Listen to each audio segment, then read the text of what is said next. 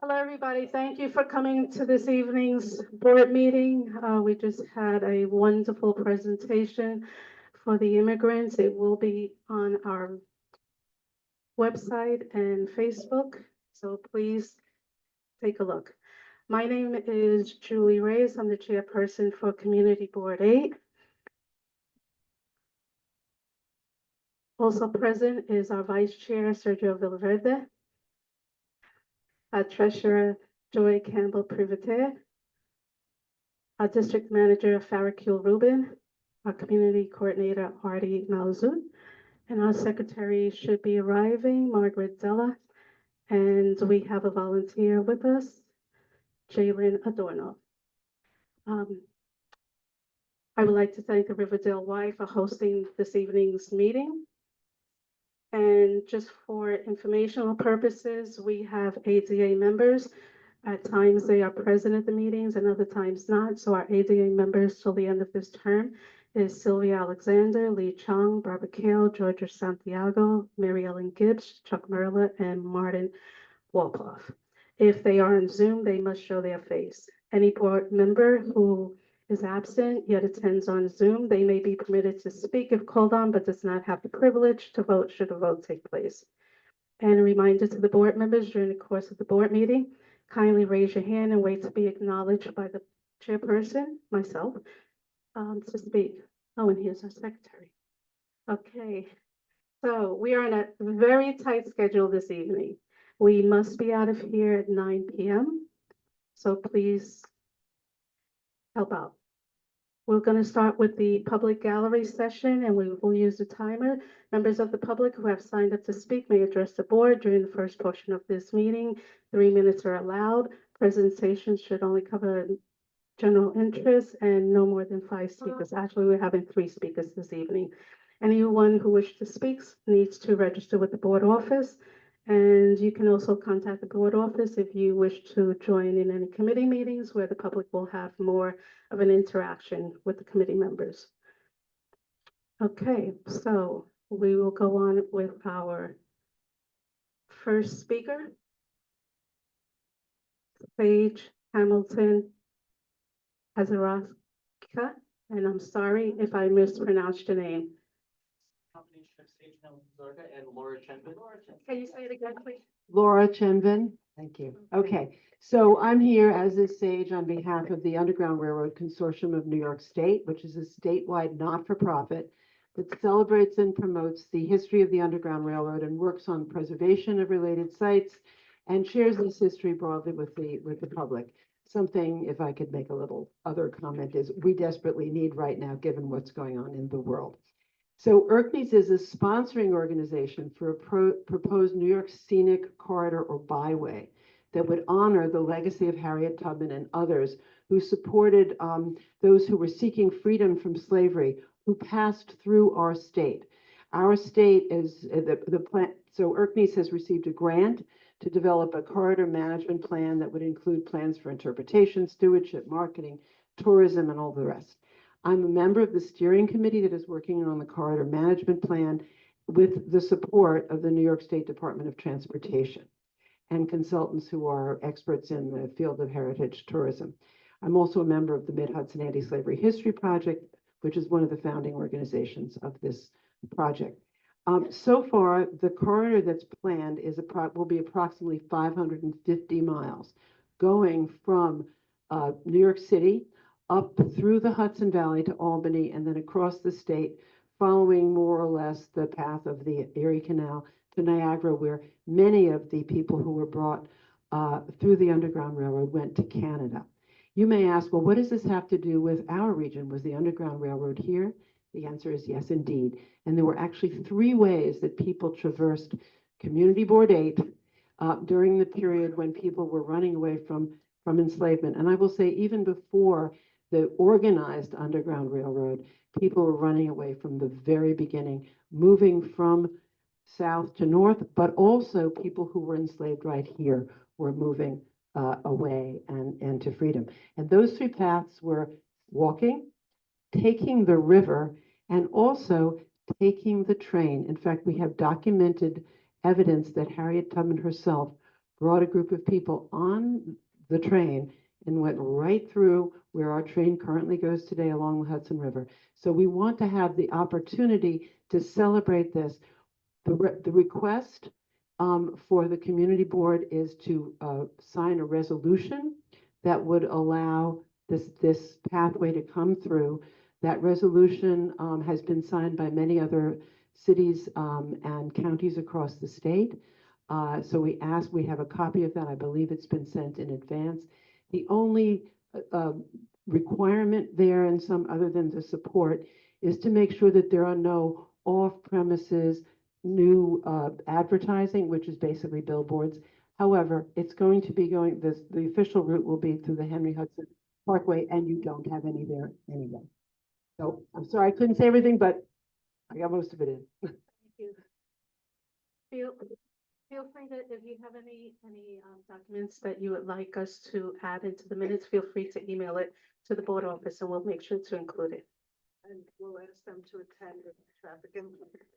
We will have you come back to a traffic and transportation committee meeting where it can be presented to, and show your resolution where they can, make recommendations there.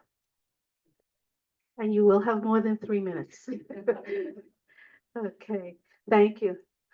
Okay, our next speaker, Cesar Tobar Acosta, speaking as a community person.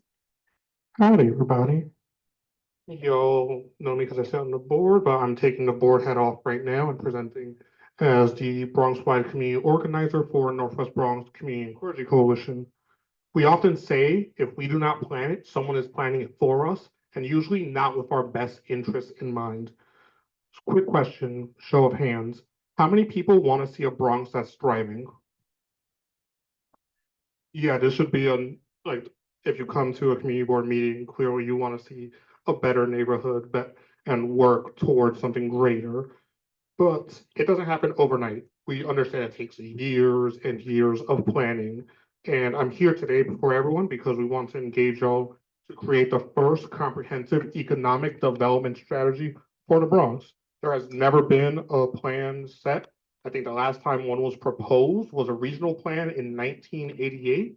That has never gone through. And in partnership with the BXCDC, we want to change that, and we want that change to happen with the people of the Bronx.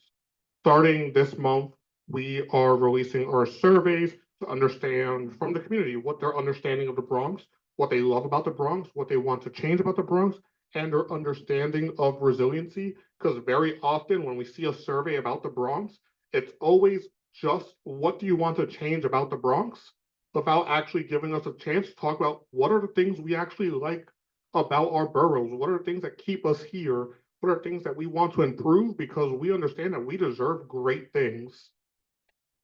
So that is one side. And then the other side is that we are inviting everyone to join us on April 30th at Lehman College, because we're going to be holding our first Bronx Economic Development Assembly.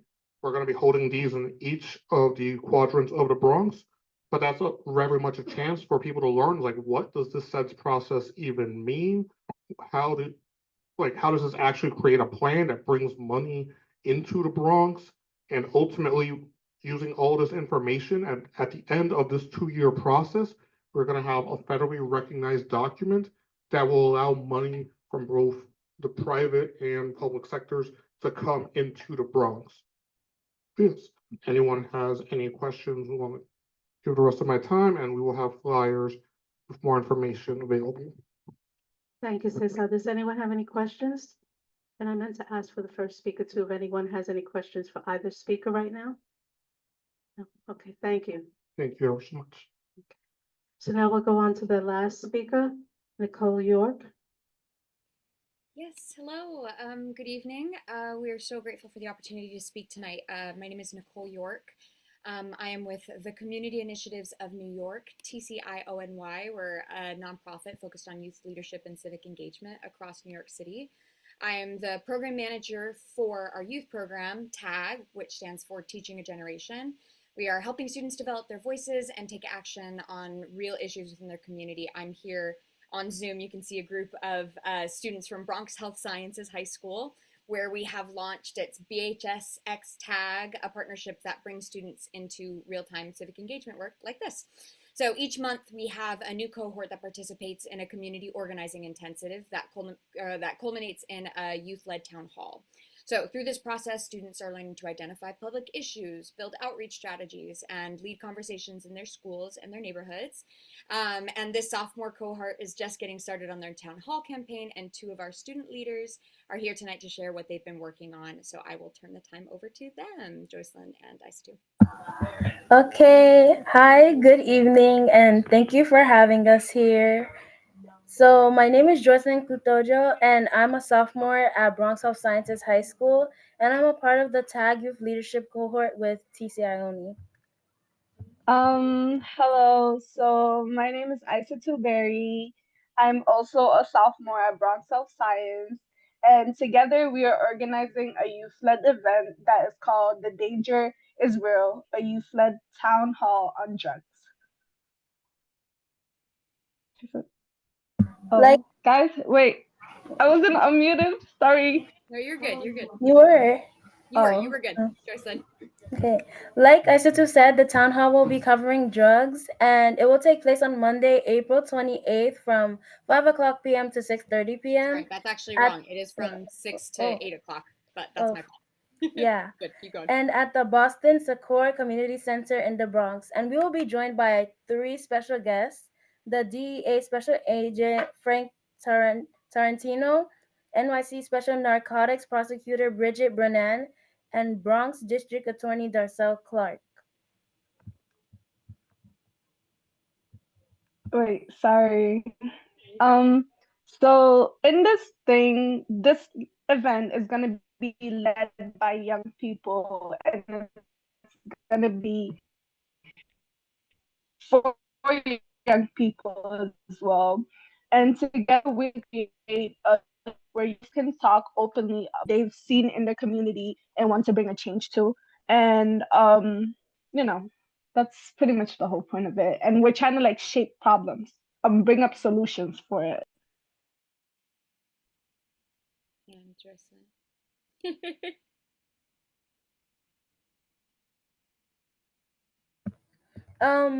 So we're asking for your support in spreading the word, obviously, to other people so that we can have more people to attend the event and to like bring to their attention about this topic. Encouraging youth to attend because this is affecting them the most because they're most vulnerable, easy to persuade at this age. And joining us in the room to hear directly from young voices because we want their opinions, not just ours. We want this to be like an open space because everyone is here for a reason. Yeah. That's our time, I'm assuming. We are so excited. Thank you so much. We'd be more than willing to share our flyer and answer any questions that you guys have. Thank you, Isatu. Thank you, Joycelyn. Thank you so much, and thank you, speakers, as well. Does anyone have any questions? And much success to your event. Okay, so then we'll move on with the next item on the agenda. We have a report from the mayor's office. Is Alina Dow present? Yes, I am. Hello, everyone. I do apologize that I'm not there in person. I did want to share that the mayor was happy to announce that this is actually the 1-year anniversary of Operation Padlock. That is where we're shutting down those illegal vape stores. I know I'm always telling you guys call 311 because your voice is needed and the mayor says that. So we're celebrating that. Also, the mayor held a public safety forum where he was a public safety hearing. He went to council asking about the bills. We talk about this all the time. Safety is a prerequisite. He was asking about the bills for the sidewalk sheds. I know that there's a problem around many of our communities, especially up in the Bronx, that sidewalk sheds are up for extremely too long. And one of those problems does, provide shelter for people that are not doing good things sometimes. So he's asking that those bills be passed. In addition, composting, I know that's a big thing. So please, if people are having questions about composting, contact the board or contact myself, and we'll move forward to be able to provide any other assistance. Other than that, Alina Dow, Bronx Borough Director, and very good to see you all. Bye. Thank you. Thank you, Alina. Any questions? Okay, and the next report from the Borough President's Office is Kira Gannon or Alexis Ruizan. Hi, it's Alexis Ruiz. Hi, Alexis. Nice to see everyone. I hope I did I mess up? Did I cut out? No, you're Oh. there. Okay, sorry. Hi everyone. Nice to see you. My goal is to be there in person next month. I feel like I said that last month, so my apologies. But for sure, I'm definitely gonna be there in person next month. I wanted to show my face so that you can know who I am and put a face to the name, because I know I've spoken to some of you. The community board meeting report has been sent out. It's been sent out to the board. If you're interested in reading that report, you can reach out to the board directly. You can reach out to me and I can email that to you. I just wanted to share that we're having a community board recognition event, and that'll be during Bronx Week. It's set to be held on May 7th. So a flyer is forthcoming. RSVP is required. So if you're interested, please let me know, email me, and I can share that with you if you have any issues with the QR code. And my last thing to say is that we're still interviewing. So please do not fret if you have submitted an application and you haven't been interviewed yet. You will at some point. Also, if you have not already, please schedule your interviews, because interviews are required. And that's all I have for you. Thank you so much. I'll be here for the remainder of the meeting. Thank you, Alexis. No questions? Okay, so we'll go on to the report from the 50th Precinct.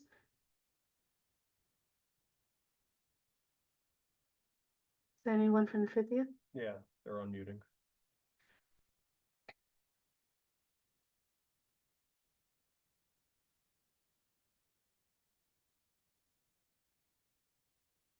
Can you guys hear me? Working? Can you guys hear me? Yes. Yes. Oh, all right. I don't know how to turn the camera on. I apologize. This is Lieutenant Brian Wolvers from the 50th Precinct. But I do got the numbers here for you. You guys all ready? Yes. So for the 28-day period, robberies were down 30%, 7 this period versus 10 same period last year. Felony assaults were down 16%, 16.7%, 15 versus 18. Burglaries, we are up 54%, 17 versus 11. But let me touch on those burglaries in a second. Just give me a minute. I'll come back to them.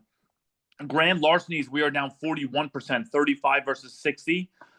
Grand larceny auto, we broke even for the 28-day period, which is 22 versus 22. So a 0% change. As far as the burglaries, we had a spike in burglaries. We had one person, one recidivist was kind of crushing us, and we had an identification. Took a couple days for the squad to get an identification on him, but then Day Tour Patrol was able to scoop him up, and they were able to drop 7 separate arrests on him. So our burglary arrests are up 18 versus 3, which is a 500% increase in arrests. So we hopefully he stays in for a little while. He won't be able to touch us. But that so overall crime for the 28-day period is down 99 versus 121, which is a decrease of 18.2%. That's all I got. Thank you. Does anyone have any questions? Thank you for reporting. Oh, wait. Who has the hand? Oh, You can see the next team. Good evening, Lieutenant. How are you? I'm good. This is Sergio Biliberti, the Vice Chair. I had sent over a 311 complaint that was reported. Are you guys in receipt of that? Yeah, I got the email. I got Sergeant Armeo? Okay. Yeah, if you can get back to us next month on that. I know it was sent very late. I just want to put it on your radar. Thank you very much. No, I looked into it. I looked into it real quick, and it seemed like Sergeant Amaro missed it the first time it came out. But then I was actually put in charge of towing. We had a tow operation the night of March 29th into the 30th, and we started at Goulden Avenue, since it's been a target of many community complaints between the 5-0 and the 5-2. And then when we're going to make it over to Post Road for your condition, we ended up running into the car meetup. Came from somewhere in the 4041 precinct, and it came over to Jerome, which I'm sure you're all familiar with. The Jerome car meetups. It's a big topic. It's made the news and whatnot. And we were able to get together with Tom Haru put up some drones in the air, and then I rerouted the tow trucks over there, and we were able to shut that down and tow numerous vehicles and confiscate numerous speakers. So we rerouted to that, and then it kind of got lost in the sauce. No problem. We can follow up later. Thank you very much. Thank you for looking into it. Thank you. No problem. Okay. So we'll go on to the next item, council members. We have Council Member Pierna Ana Sanchez on Zoom.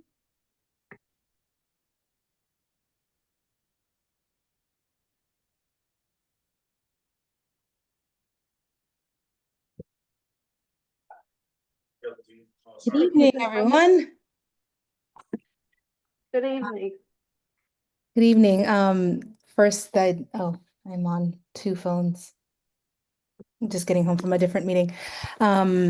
First, your technology is very fancy, and I feel like I'm there with you, so thank you for that. It's great to see everyone. I am back. I kind of never left, but that's another story. I had my baby in late December. She is now 3 months old, and she's really awesome. So if you see me out there, she's nursing, so she's always with me, and it's kind of a nice thing. So please say hi. But just by way of a couple of updates, today was an exciting day. My office and myself, we've been working with Northwest Bronx Community and Clergy Coalition for about the last 2 years since they brought the issue to my attention about this building at 2201 Davidson Avenue, where the owner owed $28 million in municipal arrears, 600 open HPD violations, 90 DOB violations, and 60 health violations. We're talking about, little kids growing up with mold and lead and everything in between, just awful conditions, cave-ins, you name it. And so we petitioned the city to restart the third-party transfer program in that building. And this today, you might have heard it on WNYC or seen it on Gothamist. The transfer went through and the building is no longer owned by Romad Realty. It is now owned by Neighborhood Restore, and the tenants are petitioning to become owners of their property. And this is not just a exciting story. It is I don't know if you could tell, I'm very excited about this occurrence, but it is the most exciting for me because 2201 Davidson is the poster child of what we're trying to do with my Housing Rescue and Resident Protection Bill, Intro 1063, which takes the third-party transfer program and completely changes the formula and the way that it works so that we go after the worst of the worst owners in the city of New York, right? There's a lot of mistakes made in the past with TPT. Earlier, I went way too far down a rabbit hole of analogizing TPT with a knife, but you can use a knife. I'm going to do it again now.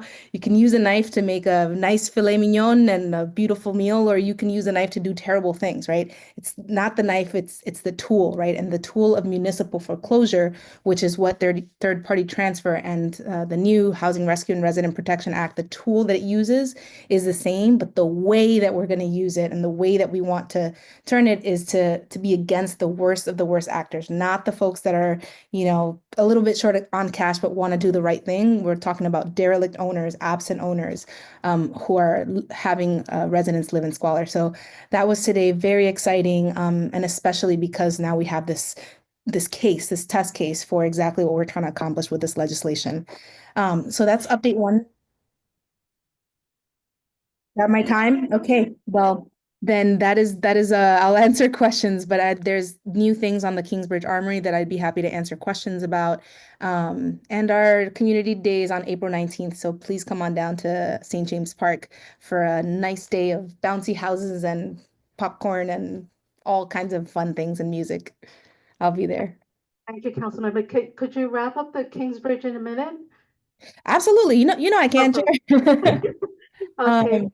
That's a subject item that the board had been involved in years past, and I know it's coming back. So please, we'll give you that minute.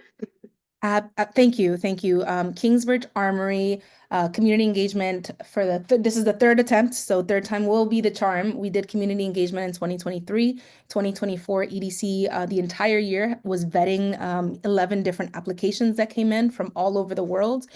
In January of this year, EDC announced the winner, which is Mad Equities. So Mad Equities now is in contract with EDC to bring the Kingsbridge Armory through the land use process.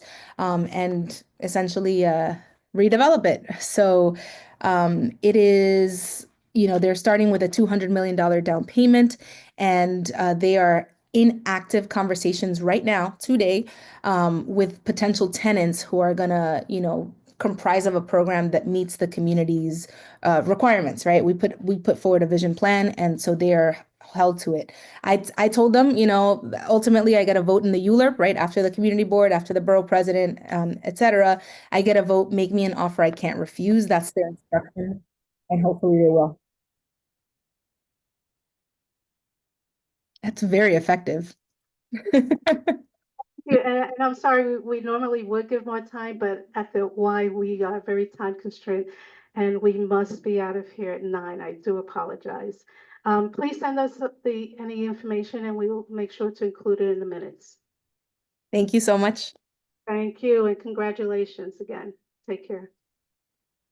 Okay, the representatives for the council members, since the council members are on our board,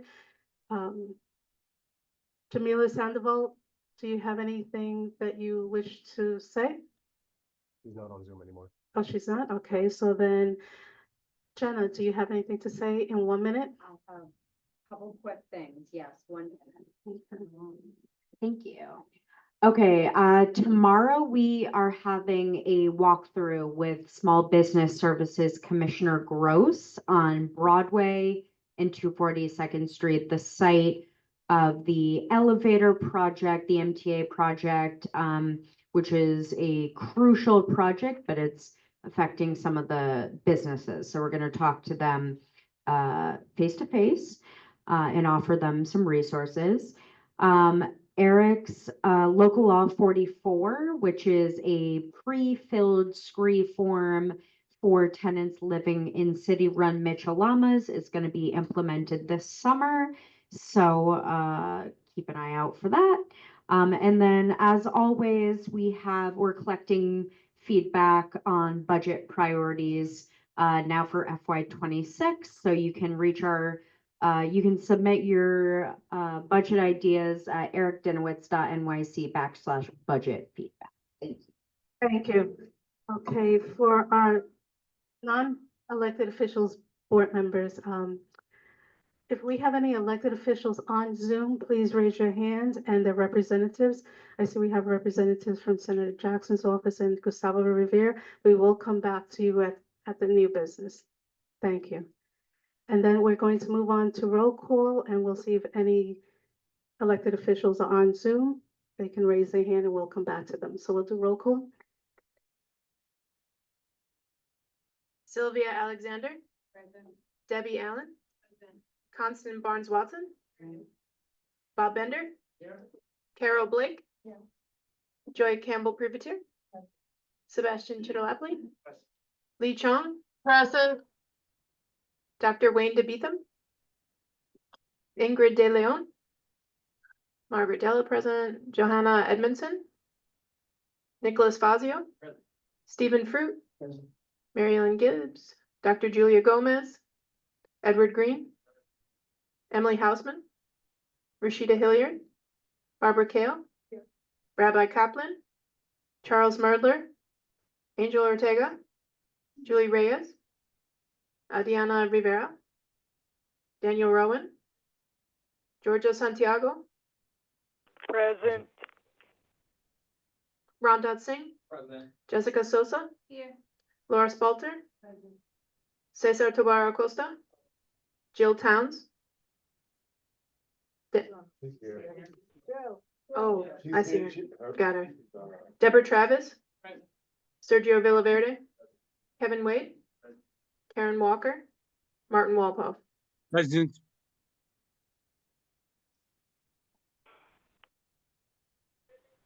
Thank you, Margaret.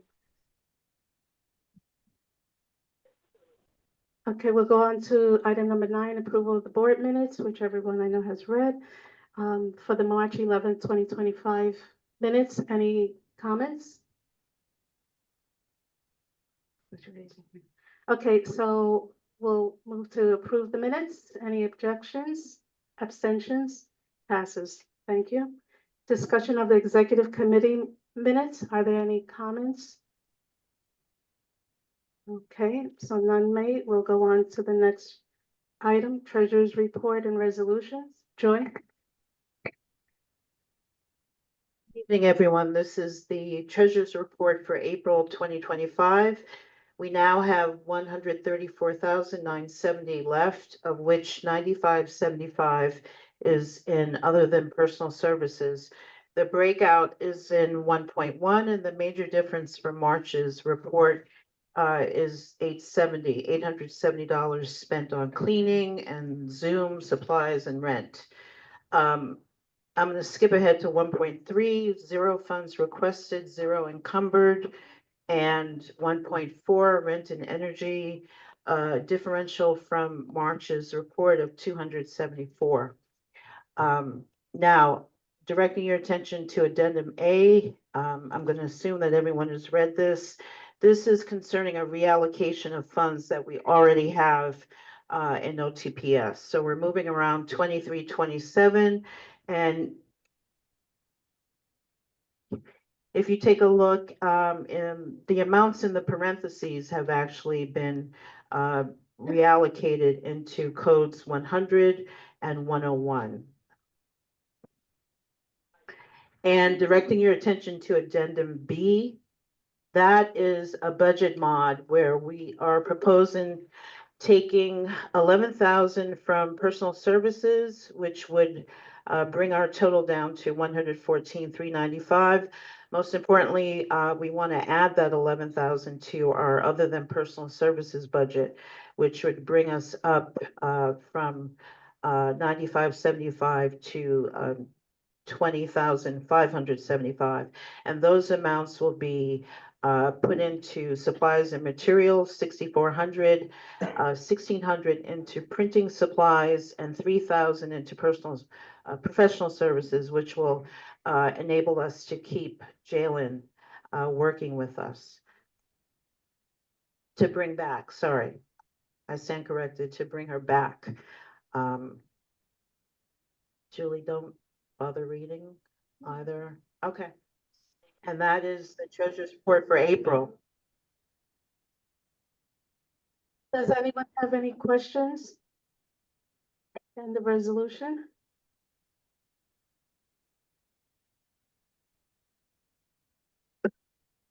On the treasurer report, number 1.5. Does the board members, you have the treasurer's report, 1.5? Yes.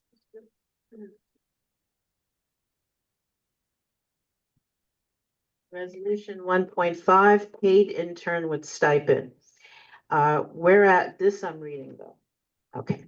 Whereas the Bronx Community Board 8 District Manager Farah Kul Rubin requests an intern to assist in the board staff with duties such as, but not limited to, working on the office filing system, greeting incoming calls and constituents at the office, updating office records, establishing a system tracker of past committee meetings resolutions, setting up meeting locations for the public and board members, acting as a greeter during public meetings, interacting with elected officials and the public, administrative duties on the computer, attending and tabling street fair events, and more. And whereas District Manager Kul Rubin has conferred with the board treasurer and the board chairperson, and note that a stipend of approximately $32.50 would be available for the intern from April 8th of this year to June 30th of this year. Therefore, be it resolved that Bronx Community Board 8 approves the inclusion of a paid intern at the board office.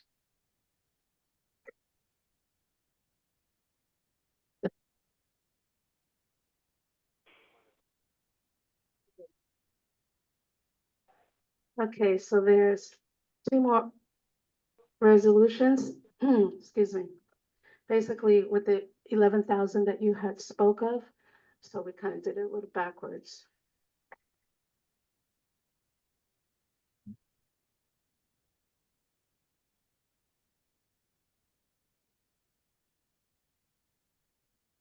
Okay. Um,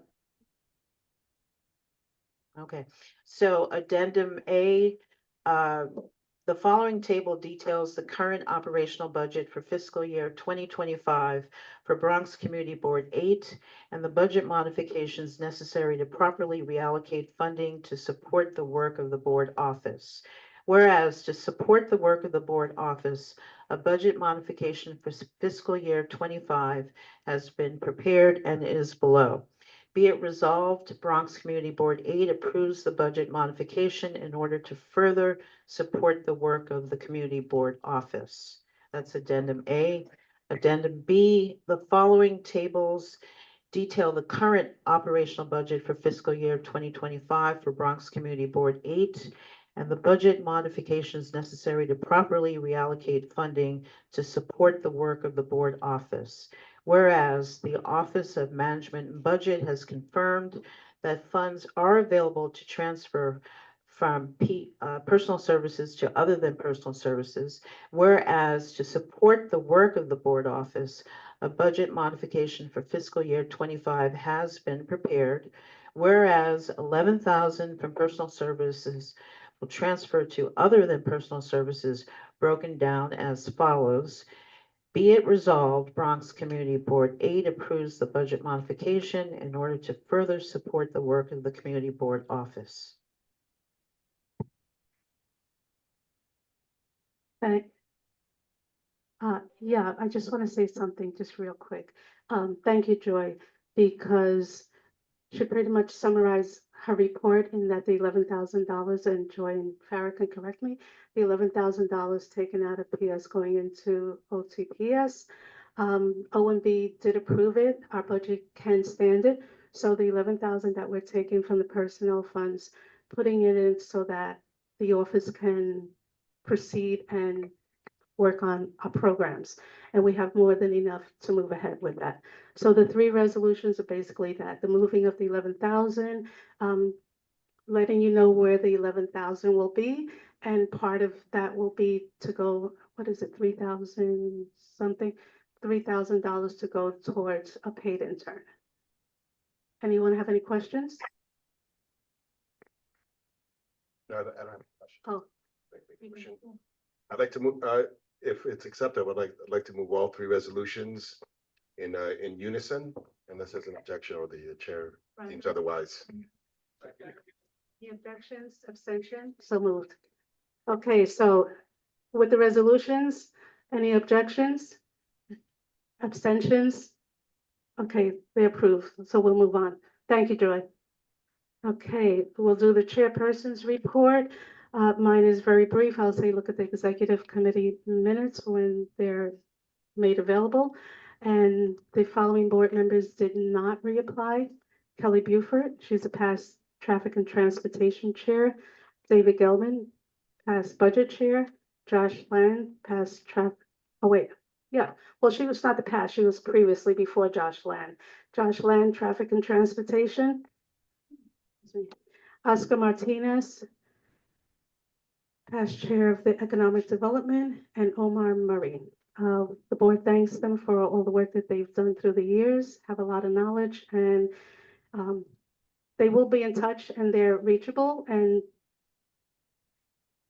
due to their not reapplying, the Economic Development Committee has an opening. No, I'm sorry. The vice chair of the Economic Development Committee, Constance Barnes, who I saw her walk in. Oh, there you are. Thanks. I know you had a long ride. Okay, Constance Barnes will now assume the position of the committee chairperson since she was the vice chairperson.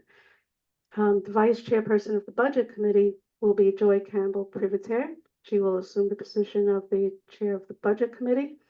And this evening, later on, we will have elections for the Traffic and Transportation Committee chairperson. And that's my report. Any questions? Okay, thank you. We'll go into the district manager's report. Good evening. For the sake of time, I'll say to read a lot of my report in the exec committee meeting minutes. It is volunteer month, so we did post a bunch of volunteer opportunities on our website, which is great. There's so many places to volunteer. I did attend the Bronx Borough Service Cabinet meeting, which had many presentations, which I will send to the board. I attended a briefing with the MTA and with our chair of the board on the ADA project of West 242nd Street Station, which will be completed in fourth quarter of 2026. And we asked them to present at the next AT&T meeting on this. Also, Councilmember Dinowitz's office is doing a walkthrough tomorrow with SBS. And I did reach out to members of our Economic Development Committee meeting to see if we can all do the walkthrough with them. It's at 11:30 tomorrow. We're meeting at Cloudy's Kitchen. Just let me know if you can attend, if anyone can attend. I did do also a walkthrough with Alina Dow of the mayor's office to meet with the board members of 601, 609 Capoc Street to discuss the issues with the dangerous pathway there and to really try to figure out what options there might be to, repair or definitely find out who's responsible for it. Chairperson Reyes and I attended a meet and greet with the program director of West Hab and representatives from the Department of Homeless Services at the Waldo Sanctuary, which is a family shelter in our district. We discussed resources we have available for immigrants and neighbors, and we were happy to hear that there really hasn't been any issues with the shelter here. They said the community is very welcoming and the families are integrating well into the neighborhood. I am working on arranging for a Department of Buildings in our office and will send information on that as soon as it's confirmed. We have our first tabling event coming up on May 18th for the North Riverdale Block Festival, and I'll reach out for volunteers shortly on that. Hopefully with this, the budget now has been approved, so I'll be ordering many supplies for our events, reordering our resource guides, and other things that are needed for the office. And I'm also working on updating comprehensive lists of all of the awardees that this board has given awards to from the onset. So that's been great. It's a great project for our interns. And I will leave it at that. Have a good evening. Thank you. Any questions for Farah, district manager? Okay, so then we'll go on to item 14, traffic and transportation elections. The Traffic and Transportation Committee deals with local issues involving the New York City Department of Transportation, the New York State Metropolitan Transportation Authority, and railway-related projects of the New York City Department of Design and Constructions. So we will take it to the floor. Are there any nominations for the, and just a quick reasoning, the Traffic and Transportation Committee does have a vice chairperson, but that vice chairperson is a chairperson of another committee. Our bylaws do not allow you to chair more than one committee, and that is why we are having the elections tonight. So are there any nominations for the Traffic and Transportation Committee? I'd like to make a nomination. This may cost me a friendship, but I'm going to do it anyway. I nominate my friend and neighbor, Deborah Allen, also known as Debbie Allen. She is a nurse. She was a COVID warrior and a PhD, a church deacon, and just a level-headed, compassionate woman who will, I think, bring her many talents to the committee. So I nominate Debbie Allen. Thank you. She's also a committee member of that. Debbie, where are you? I have my glasses on, but I still can't see. Okay, so you accept the nomination? Okay, are there any other nominations? Okay. Ron does seconds. Any objections, abstentions? So moved. So there. Right, okay. Debbie Allen, she is our nominee. She's on Traffic and Transportation Committee. You want to stand up so those people who don't know it, there you are. Okay.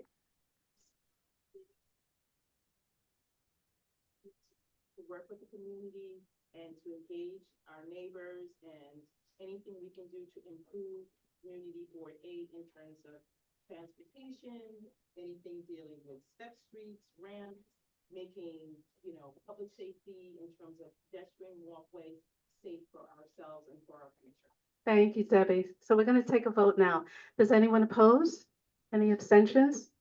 So moved. Congratulations, Deb. Should make you give the report now. So we're going to move on to the nominating committee, item number 15. Okay, so the nominating committee, every April, the board sets up a nominating committee. Every April, the board sets up a nominating committee, and the policy and rules of the nominating committee may be found in the board's ethical guidance, a manual for members of Community Board 8 Bronx. At one time, all board members have been given a copy of that manual, and it can also be found in our website. A member of the nominating committee may not be nominated by the committee for a position of officer. They may be nominated to be a committee chairperson, but not an officer. The nominating committee must complete its activities and present its slate at least 2 calendar weeks before the June meeting. And this year, our June meeting will be Wednesday, June 25th. So the nominating committee has to conclude by June 11th. And within 5 business days, and all of this you will see on the website, I'm just reading it for your information. Within 5 business days of a formation of the nominating committee, this year will be April 10th, each current officer or committee chair must notify the committee of his or her intention of either being considered or not being considered to affirmatively or not seek their current position. And the office will email out the letter tomorrow morning. The nominating committee will then promptly notify all board members of those positions as to which the committee has received notification of the officer or chair who is not seeking nomination. In the event if a current officer or committee chair does not provide the required notification, the nominating committee may deem such officer or committee chair not to be seeking the nomination for that position. A member of the board may seek to be reconsidered by the nominating committee for nomination for election to only one position.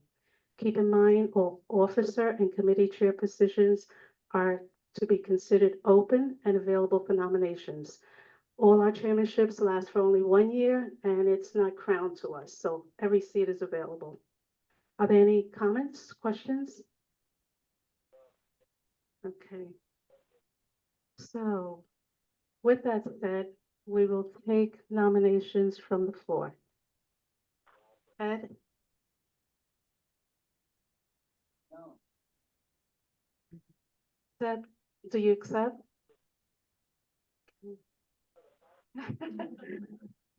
Cesar? Cesar's nominating Bob Bender. Bob Bender, do you accept? Laura? Ed Green, do you accept? Thank you. Deb?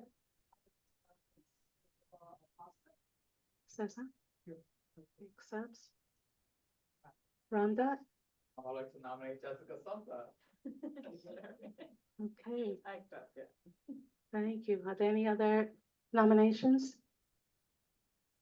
That's 5. 1, 2, 3, 4, 5. The nominating committee may take 3 to 5 members. We have 5. Laura? Okay. Any objection? Oh, second. Any objections? Abstentions? So moved. Okay, so then we'll vote on the nominating slate. That would be Bob Bender, Debbie Allen, Ed Green, Cesar Tabar Acosta, and Jessica. Jessica Sosa. Any objections? Abstentions? Congratulations. Okay, so congratulations to the nominating committee. You have a big task in front of you. You will be meeting on the conclusion of the board meeting this evening. And then your second date is tentative for this Thursday. You'll discuss that after the meeting. So now I just have to make a notice. After the committee is elected, I have to give a statement. Okay.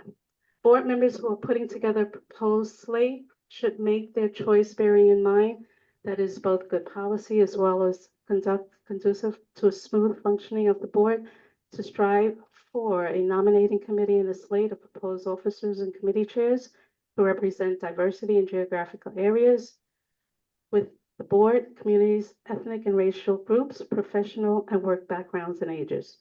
The choices made should also consider the experience of any nominee as a board member and the extent of the interest shown by any such nominee in participating in board matters. These factors, while not meant to impel any particular individual choice, should always serve as a general guidance. All this information is taken from our manual. And also, I believe I mentioned this, within 5 business days, any chair or officer must notify if they wish to continue in their position.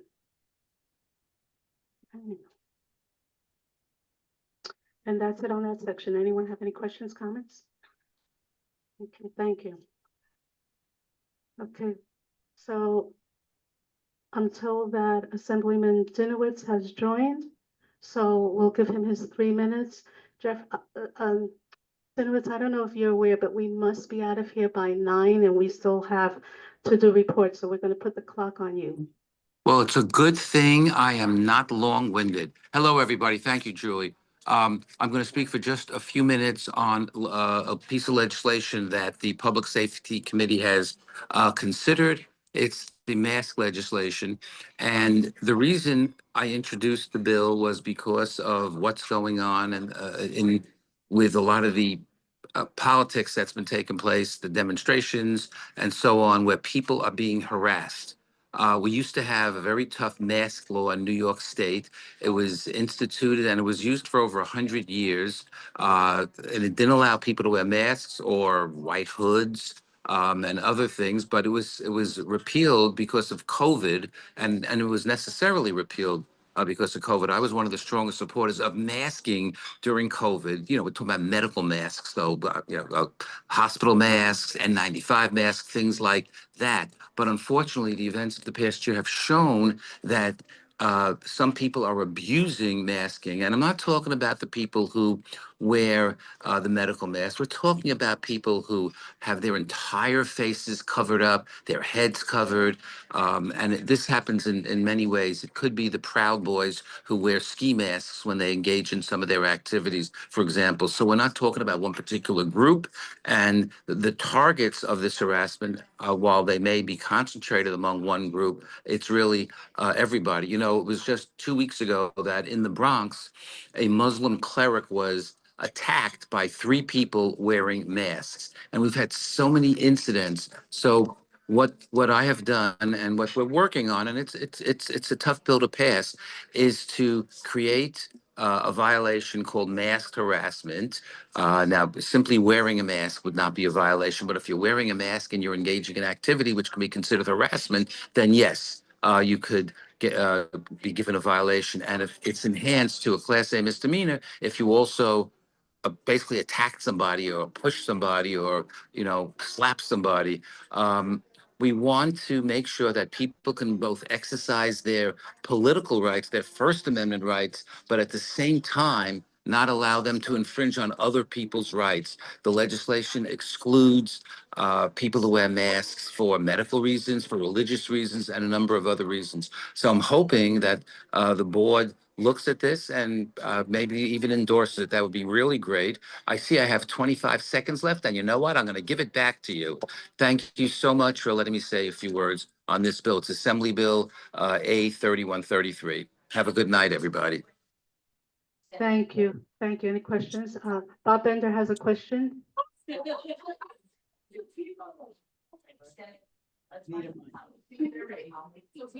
Sorry, I didn't mean to spring it on you. It's a question I would have asked Ed, and I'll ask you, Assemblyman. I want to be sure I understand. Nobody will be arrested or cited for wearing a mask at a demonstration or a protest simply for wearing a mask. it will only happen in the event that that person engages in violence or threatens violence in a way that somebody plausibly, reasonably feels that they're at risk. That is correct. correct? Yes, only if there is either violence or intimidation or harassment, because I think we all understand that most people who wear these masks, the complete head coverings, and not for religious reasons, that they're wearing it either as a form of intimidation or simply to conceal their identity, and that's not good. But we're not talking about people like me who've participated in countless demonstrations and protests over the years, and people like I'm sure some people at the meeting. Any other questions? Thank you, Assemblymember. Okay, thank you so much. You're welcome. Okay, so we're going to go on to committee reports. Again, be mindful of the time. If it's in your minutes, just let the people know to read your minutes. Okay, the first committee, Aging Committee.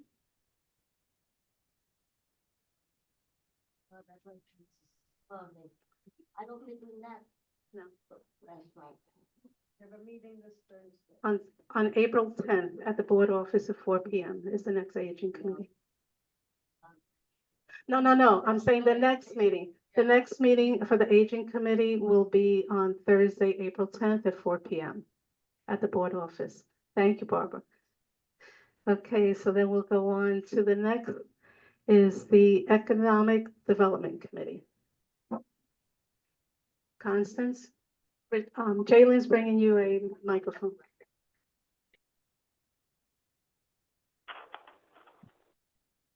I understand things that can sit down. Oh, whatever you feel comfortable with. Now, all the board members have a sheet from the Economic Development Committee, and Deb, you look like you don't have it. It has letters and the person's corresponding name next to the letter. We are trying not to name any individuals or business until after the elections of the awards. Go ahead. So I'd like to make a motion to amend the agenda to add a resolution to the agenda for the Betty Campbell Adams Most Valuable Merchant Award. Okay, Rhonda, second. Any opposed? Abstentions? Okay. Okay. So I will share a little bit of extra information using letters, as Julie mentioned, not the names of the merchants. You all have those in your packets. So starting with nominee A, they have been an anchor in the community, and this information was gathered from folks in our committee as well as other folks in the community. Nominee A has been an anchor in the community, especially during the COVID-19 pandemic, and through their partnership with other merchants, helped to sustain the merchant community in Sputt-and-Duyvil.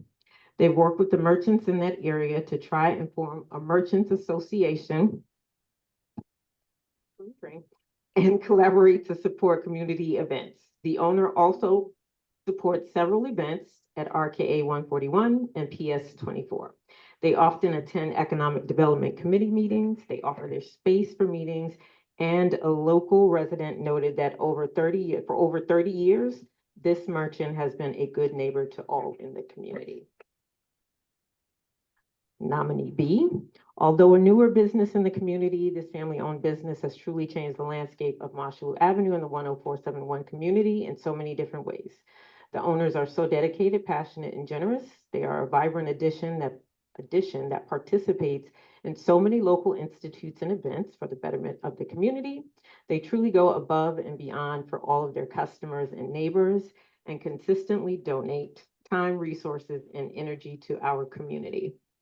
Nominee C has a very long and thorough description, so I would encourage you all to read it for the sake of time, but in general, it shares how this merchant has truly been a fixture in our community for over 50 years. They have demonstrated an unwavering commitment to the neighborhood. They share their culture with the neighborhood. Give this way. They foster a sense of community. And again, I would encourage you to read. It is a very thorough, supportive note of nomination for that merchant.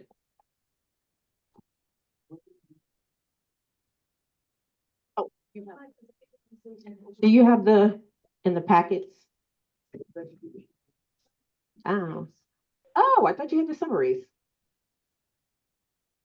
Oh, but do they have the nominations? No, what, Gotcha. she's reading the summaries. Except the last, that's what I was. The last one, she read this, you did A, B, and C, no? I didn't read the whole thing. I can read it. Okay. With great enthusiasm, the person nominates this merchant, owner of said establishment, for the Betty Campbell Adams Most Valuable Merchant Award. As the steward of one of the Bronx's most cherished culinary landmarks, this merchant has not only upheld the legacy of the establishment, a fixture in the Riverdale community since 1953, but has also demonstrated an unwavering commitment to serving and enriching their neighborhood. With regard to community impact and leadership, this merchant's leadership extends far beyond their role as a business owner. Under their stewardship, this establishment has remained a welcoming space where generations of Bronx residents gather to enjoy traditional cuisine. I will leave out the traditional, what type it is, fostering a strong sense of community and continuity. Recognizing the importance of giving back, this merchant has spearheaded numerous initiatives supporting local organizations. Most recently, this merchant supported the Riverdale Choral Society, which stages performances throughout the Bronx. This establishment previously donated to Mosaic Mental Health, a crucial local organization, by holding fundraising specials where proceeds from featured items were donated to the cause. This merchant has also ensured ongoing support for the Kiwanis Club of Riverdale, a program allowing children to express their creativity by decorating storefront windows during Halloween. Additionally, this merchant offers discounts to various local organizations, hosting gatherings, including events at Riverdale Temple and the Society for Ethical Culture. I think that's enough. That's like so long. We Yeah, have it's very 15 long. minutes. Steve, are you satisfied? Thank you. Okay, so does anyone have any questions for her? Because it is an award from the board. Mark? Have any of these merchants received this award previously? No. No. The board gave the committees a list of the past awardees and they were not on it. Any other questions? Okay, Jessica? Only read 3, but the summaries do. That's a different award. Yeah, I had to say Right, this that, is CSA, we don't have the MVM. Got it. Okay, that answers my question. Okay. No, it's not an issue because in the past, people would say the award. They never did a paper summary because we were never on Zoom before. So, any other questions? Okay, so let's take a vote. Any objections to, you're gonna make a motion? Does that come from the committee? Oh, yes. I make a motion that we put these all as one motion. Thank you. Any objections, abstentions? All agreed. Thank you. So now we'll vote on it. Any abstentions, objections? So moved. Thank you. Thank you, the committee too, because I know you guys put in the work in it, even extra afterwards. Thank you. Yes. And great work on the committee. I just did, and these are great people, great institutions. I did notice them, but we get to say who they are now. We do get to say who they are. I'm just noting that, for next year, I believe these are all west side of the tracks, right? They are. Okay, so just read the last therefore where you put in the awardees' names, please. Now therefore be it resolved, Bronx Community Board 8 approves the selection of Salvador's of Soho, thank you, Emiliano's Market, and Liebman's Deli. Thank you. Okay. Parks and Recreations. Hello, everybody. Good evening. I have 2 SAPOs. I'm going to do them together as one vote because they're both for the James Baldwin Outdoor Learning Center. And they are both the farmers market that the James Baldwin Outdoor Learning Center hosts every year. The main one is is in support of the farmers market on Saturdays from June 13th until October 25th.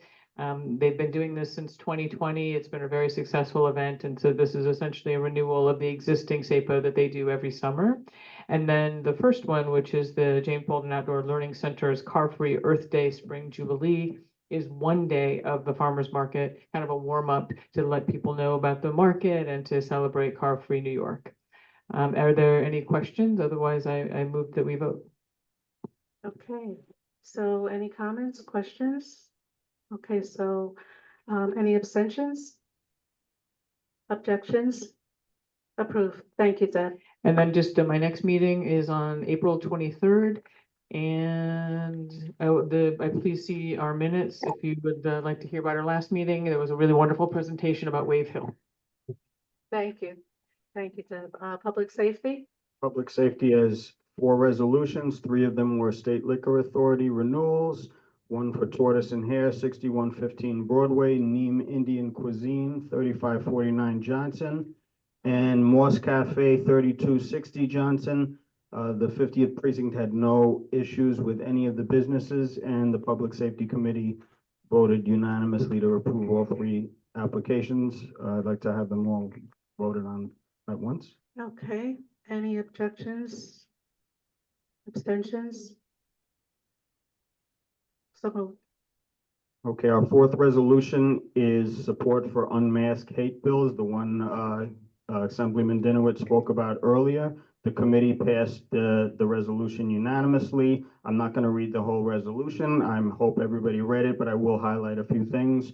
The bill seeks to amend the penal law to reinstate New York's mask ban to address the growing public safety threat from harassment and violence by individuals and groups using the cloak of anonymity against others based on their race, religion, ethnicity, sexual orientation, or gender identity. And both bills establish the crime of mask harassment as a violation and aggravated harassment as a Class A misdemeanor. And the bill exempts, as the Assemblyman said, medical concerns, people wearing masks for medical concerns or religious purposes and various other things that are in our whereas clause. So also the bill was supported by Coalition Unmask Hate New York, the NAACP, New York Conference, National Urban League, United Bodegas of America, the Anti-Defamation League, Jewish Relations Councils of New York, UJA Federation of New York, Attorney General Letitia James, and Mayor Eric Adams. And I just wanted to say also the impetus for our committee bringing this up was that the Special Committee for Racial Equity requested standing committees get involved with issues in addressing hate. So our committee felt, these bills were the perfect vehicle to do just that. I'll just finish off very quickly so that our committee believes the anti-mask harassment laws can serve as an effective deterrent against identity-based violence, and therefore be it resolved, Bronx Community Board 8 strongly supports Assembly Bill A03133 and State Senate Bill S03070 and urges all New York State Assembly and Senate members and Governor Hochul to adopt them into New York State law. Any discussions? Stephen. Hi, I just want to say that although I support the bill as clarified by Bob Bender's questions and Assemblyman Dinowitz's responses, I do want to note that peaceful protesters may wish in the current climate of our United States to mask themselves if they believe that they will run a serious risk of being attacked by the federal government, either with respect to their immigration status, deportation, or if they happen to be vulnerable by virtue of having federal contracts or other permissions or licenses to do business, that this administration, and maybe not the only time in our history, but it certainly feels like the first time in a long time, could spot people using recognition of various kinds in crowds and take action against them, even if many people believe that action would be unjustified, simply for expressing their First Amendment rights. And so I think if there's any way to word this bill in its final incarnation in such a way that as to make clear in a preamble or some way that people may have non-medical reasons for masking when they engage in peaceful protest. That's all. Thank you. Thank you, Stephen. Any other comments? Okay, Deb? I just wanted to say that I wanted to thank Laura and Ed for raising this issue. I think it's important. And it's really given me a lot of opportunity the last few days to think about it. I'm not going to support the bill. I find that, that I'm troubled by the police or other people in authority trying to intuit why someone is wearing a mask. When I wear masks on the subway for medical reasons, right, for COVID or whatever, I don't think it's obvious to other people why I'm doing that, right? And so I don't think it's always clear. And I do. The time is now 8:50, and we'll be closing in 10 minutes. And I'll just wrap up real quick just by saying that I've been in protests where the police, I think, were trying to break up the protest. They're trying to, calm things down, can also cause people to get shoved, pushed, things that it can be highly interpretive, whether you're harassing someone or whether you're simply being pushed or shoved or provoked during a protest. And so I just think it's really important to have First Amendment rights. And then I also think that hate crimes are hate crimes, and we have good laws about hate crimes that protect all these groups. And I don't want that hatred to be. I mean, it certainly we need to be serious about it, but I think the masking complicates things in a way that I don't feel comfortable with. Thank you. Laura, I'm going to move it for a vote. We had 2 people speak for and against, and we have so many people that need to do their reports and resolutions. So I'm going to say, let's vote on it. Anyone abstaining from this vote? I'm going to have to abstain. I'm raising my hand. Any objections to this resolution?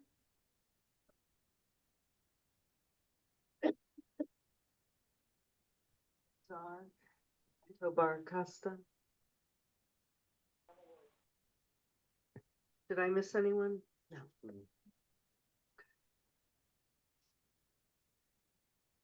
Okay, and those in favor? You have 3 who oppose, Cesar, Kevin, and Deb. Anyone on Zoom? Does anyone on Zoom either abstain or object? I accept. Okay. I accept. Okay, so then Georgia? I accept. Okay, and then everybody else in the room accepts. Okay, thank you, Ed. Traffic and transportation? Just for the sake of time, we have 4 resolutions before you. One is the CAFO application for North Riverdale Block Party for May 18th, 2025. For traffic and transportation, also taxi and limousine commission letter of no objection, Kingsdale Dispatch. A resolution on the DOT permeable surfaces and support for additional safety for West 235th Street, Oxford Avenue. So I present for you these 4 resolutions, and I'm requesting a vote. And everybody on the committee voted yes for the resolutions. There was no abstentions. I move that we have the resolutions heard as one vote, Madam Chair. Second, Ramdas second. Any opposed? Okay, so let's take a vote. Any abstentions on the resolution from the committee? Oh, Bob, I'm sorry. You had a question? I didn't see your hand. Yeah. Okay. I am abstaining for cause from the North Riverdale Block Party CAFO because I'm on the board of the Riverdale Main Street Alliance. Okay. So that does not count as a vote. Just for that one, but the other 2? Okay. Okay, good enough. Thank you. So does anyone object? Abstention? We have your 1 for that one, and everyone else approves. Is that correct? Okay. Thank you, Deb. Okay, so the next one is land use.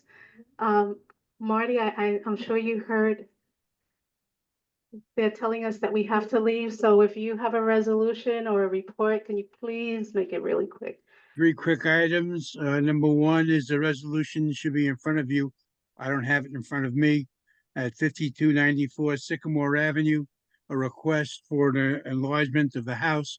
The extension is on already identified base. There is no attack on trees, and there is no additional footage that's going to cover any more material that's not already covered.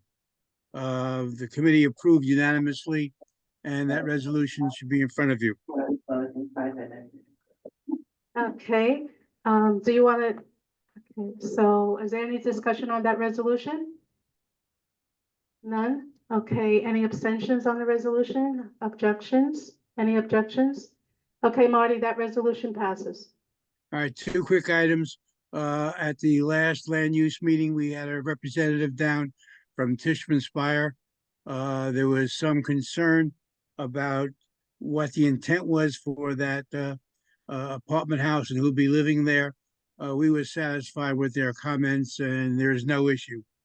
And finally, great concern about Van Cortlandt Village and the damage being done to the beautiful nature of that community, with trees being cut down, buildings being knocked down, construction going on, with apparently no respect for the neighbors. And so I sent a letter to Eric apologizing that I had not directed my comments to him earlier, but asking that he bring together the developer and the neighbors and to discuss what's going on, because apparently the community board has not been able to be successful in that area. That's it for now. Thank you, Marty. Okay, we have 2 minutes left. We're gonna do education, and then the Irving Latimer has resolutions. So the education, Sylvia? Yes, we had 2 SAPOs. One is for the Amalgamated Nursery School. May 18th, that's their spring bazaar, and they are closing the Gale Place between Orloff Avenue and Van Cortlandt Park South from 7 o'clock in the morning till 3 o'clock in the afternoon. They have held it before very successfully. And the second one is the Chabad of Riverdale is celebrating Lag BaOmer, and they don't need a resolution any longer for religious organizations. They only have to answer to the police and the fire department. So I'm just making you aware of it. And they're closing. They have the event on May 15th. And that is from 10 to 3, and they're closing the street by the library, Spuytenville Library, from Independence to Douglas Avenue. That's my report. Okay, thank you. So we'll take a vote on the resolution, education's resolution of the street closing, Gale and Orloff and Van Cortlandt Park South. Any discussion? Any objections? Abstentions? Okay, that resolution passes. Thank you, Sylvia. The Irving Latimer has a resolution. The Irving Latimer. That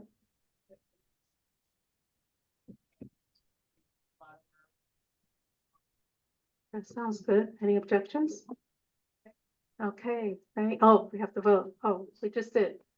No, we vote on the motion. Okay, so on the resolution, all the nominees, any objections? Abstentions? Move. Thank you, Deb. Okay, so they're packing up, so we could squeeze in a few more minutes. The next committee was ENS. Daniel, is there anything that you would like to share?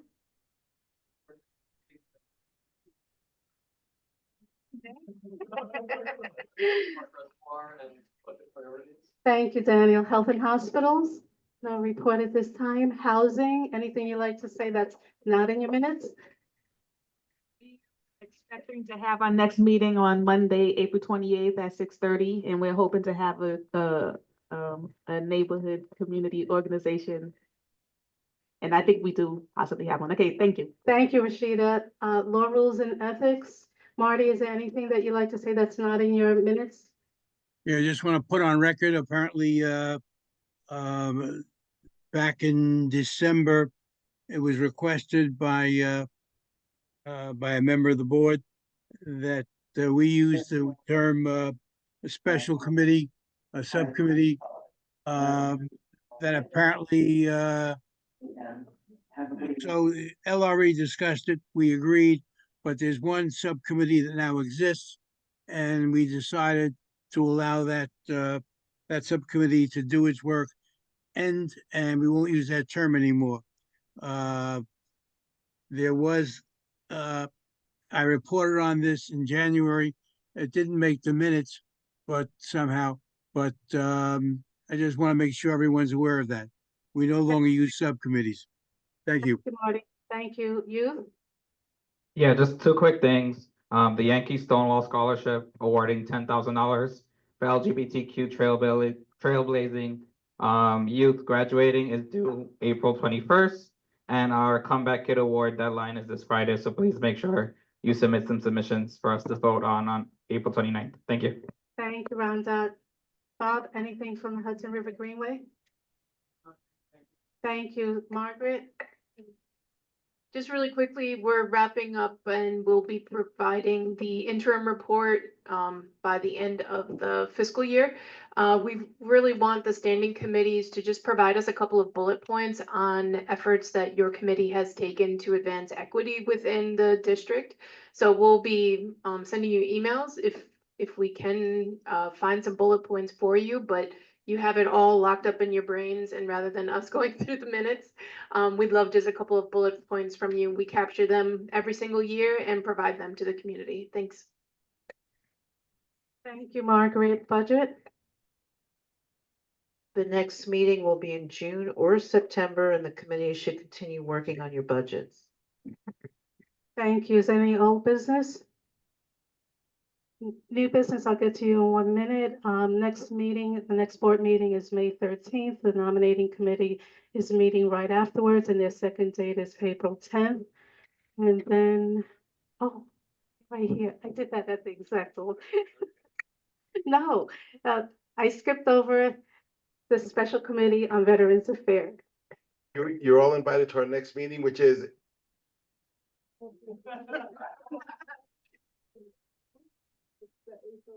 April 24th, and wish everyone good holidays, Eid, Passover, Easter, and Law Day coming up May 1st. Let's not forget.